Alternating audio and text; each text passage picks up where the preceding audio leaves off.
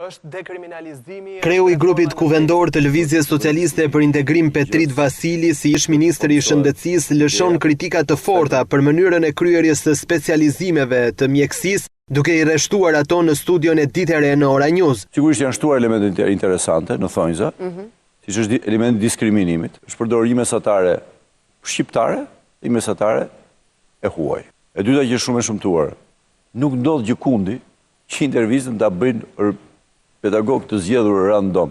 Jo, intervista është një provë, nëse unë do vazhdoj kardiologji, do testohem nga njerëzit e departamentit të kardiologjisë. Pastaj që më takon e ta them, jepet mundësia në studion tuaj, unë dëgjova dhe një arshpëtim të jashtëzakonshëm, që gjithë dega e shtetit publik, ju e dini që nuk është shpallur fare. Ka pasur edhe kritere të tilla që ju mund të jeni fitues, po ju keni kërkuar që të keni studimet me pagesë, dhe nuk ju japin pa pagesë, se ju keni fituar për atje pjesa pa pagesë, po se keni kërkuar këtë pjesë. Rregulla rrugës, ju dini shumë që u regjistruan njerëz pa dhënë provim në shtet. Përgjigjen ndaj kritikave e dha më herët nga e njëjta studio dekania e Fakultetit të Mjekësisë, Mira Rakaçolli, e cila pranoi ndër të tjera se procesi u krye me shpejtësi, pasi gjatë këtij viti atyre studentëve që nuk fituan do t'u jepet sërish shansi për specializime. Por aplikantët, por ata që kishin aplikuar, u morën 3 elemente, dhe këto elemente nuk janë vendosur ashtu menduam neve, por janë vendosur në bazë të standardeve europiane të akreditimit që ka shpallur Ministria e Arsimit.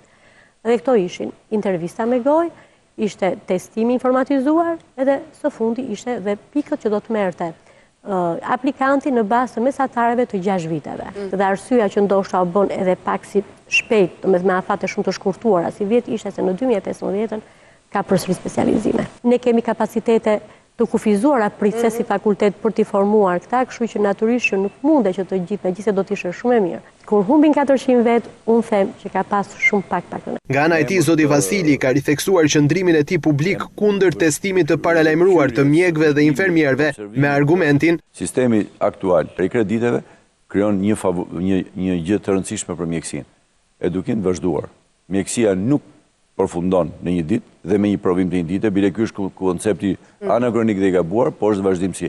Qofse ne nuk jemi në vazhdimsi të edukuar si mjek, do ta trajtojmë ebolën që nuk e njohim, do ta trajtojmë gripin e derrit që nuk e njinim, gripin e shpendëve,